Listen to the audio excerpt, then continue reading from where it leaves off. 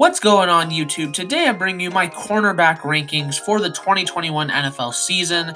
Really nothing else to say, so without further ado, let's get into it. Starting off with our honorable mentions. First off, we have Kyle Fuller, who's now on the Broncos. Kyle Fuller obviously was not pretty good. He was a really good cornerback for the Bears, obviously, to start off his career. And then once Vic Fangio left, he kind of just took a nosedive.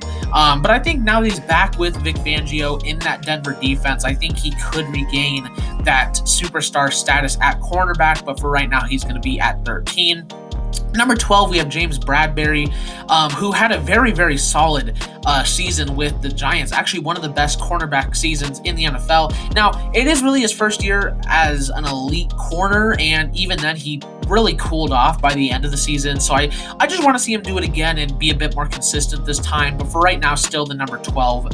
And then Denzel Ward, who since being drafted back in 2018 has been one of the best corners in football, shut down, and he's only getting better with time. So he could very well be on this list come next year. Starting at number 10, we have Kendall Fuller of the Washington football team. Started 14 games, 6.7.2 PFF grade, 46 tackles, allowed a 0.529 catch allowed percentage is what that cap means. And then 4 picks. Kendall Fuller was very, very good last year. Obviously had probably his best year of his career. Really showed out for that Washington defense and pretty much single-handedly took care of a lot of that pass coverage. Obviously helped by that Washington pass rush, but still enjoyed a very, very good year there.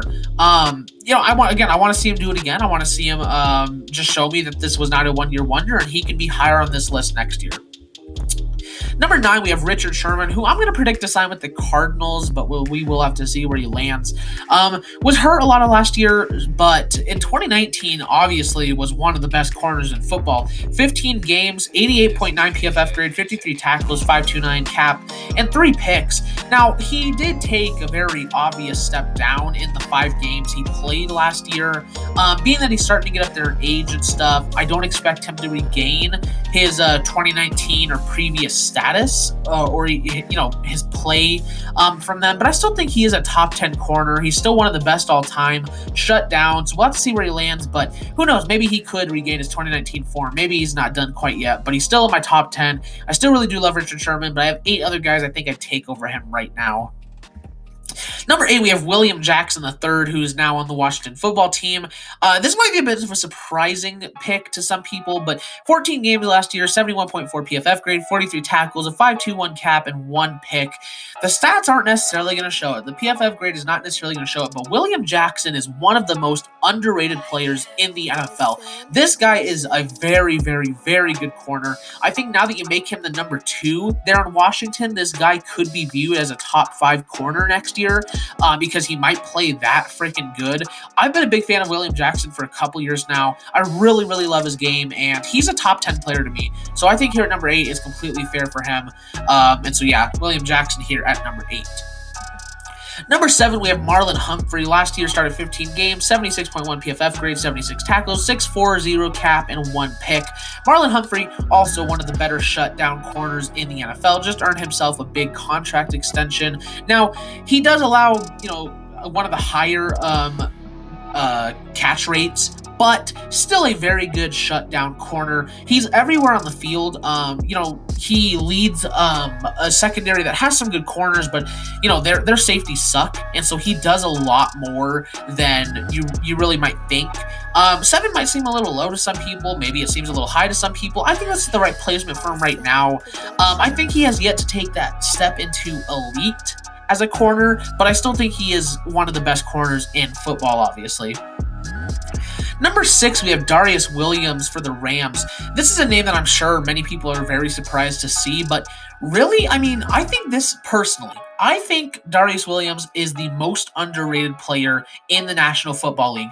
He gets overshadowed by Jalen Ramsey, and obviously his play is going to be improved. The fact that he's always playing number 2 is across from Jalen Ramsey. But at the same time, he started all 16 games, had an 80.0 PFF grade, 39 tackles, only allowed half of his targets catched, and had 4 picks. Darius Williams is one of the best corners in football, and I really don't think people give him the respect he deserves. He stays healthy, he stays consistent. He's one of the best run defending corners in the NFL. He allows only half of his passes that are targeted towards his way, or that are thrown his way, which is, one of the best percentage rates in the NFL. And 4 picks still, Darius Williams across the board is one of the best corners of football. Now, I don't think he's elite. He's still a 3-star guy to me, and he's still outside of the top 5. But I think this guy definitely needs to get a lot more respect than he does get on his name. I do love Darius Williams. Number 5, we have Stephon Gilmore. I know I'm going to piss some people off with this. He's still my first 4-star guy, and he's still a top 5 corner to me. I just really feel like Stephon Gilmore's taken a big step down since his Defensive Player of the Year award. Started 11 games last year, so dealt with some injury concerns and stuff. 61 PFF grade, 34 tackles, 6.42 cap, and 1 pick. I mean, pick numbers is not very high.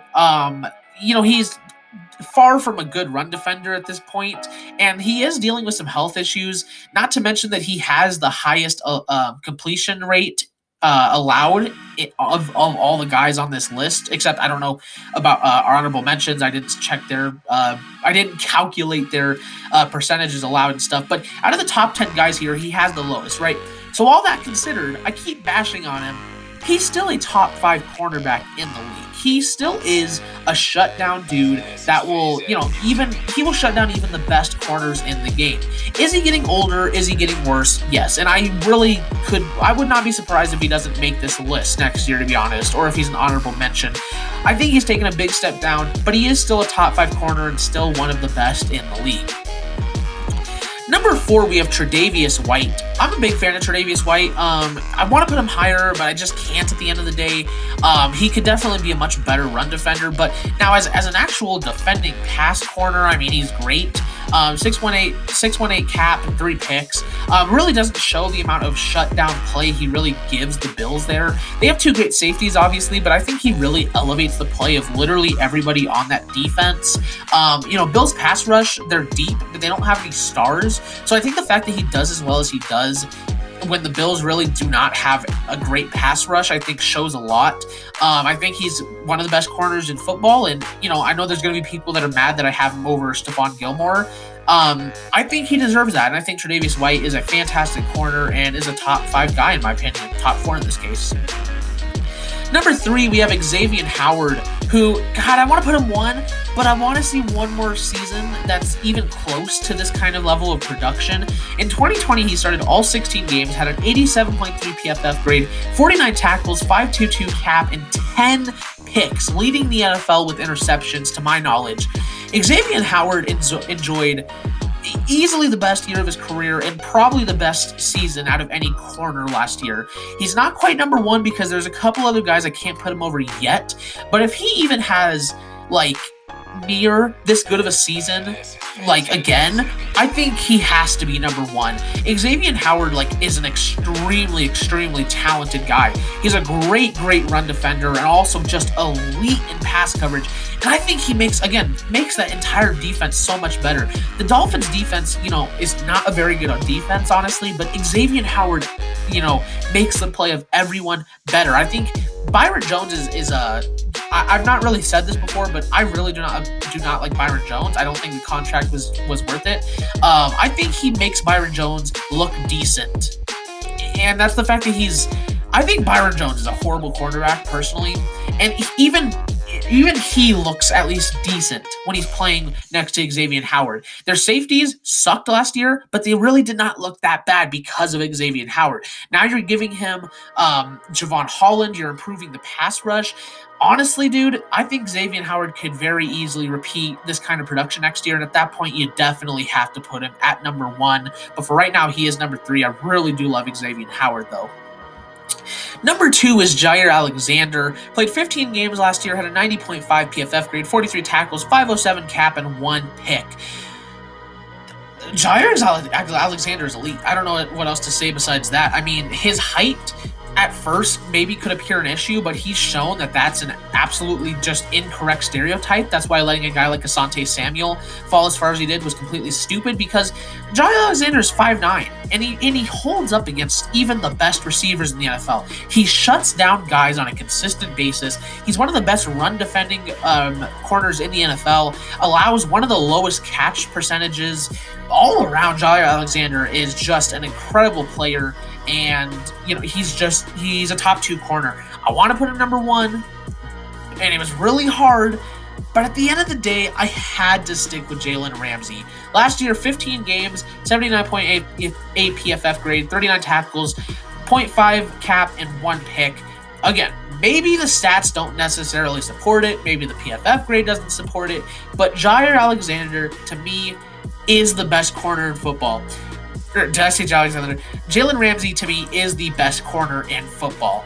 Next year, very easily, could be Jair Alexander, Xavier Howard, could be many guys. But to me, I just feel like Ramsey has to be number 1. He was my 3rd choice for Defensive Player of the Year, behind TJ Watt and Aaron Donald. That should say enough. The fact that as a corner, you're good enough to be a Defensive Player of the Year candidate should show enough. But just along with Darius Williams, has a 0.5 catch allowed, like only half of his targets, and even then, he doesn't, he doesn't have that many targets because he's just so shut down. Is he definitely helped by having Aaron Donald as a pass rusher? Sure, but he also had just as good of a defense there in Jacksonville, pass rush there in Jacksonville, and even when he didn't have that elite Saxonville defense, he still played like, at worst, a top 5 corner in the league.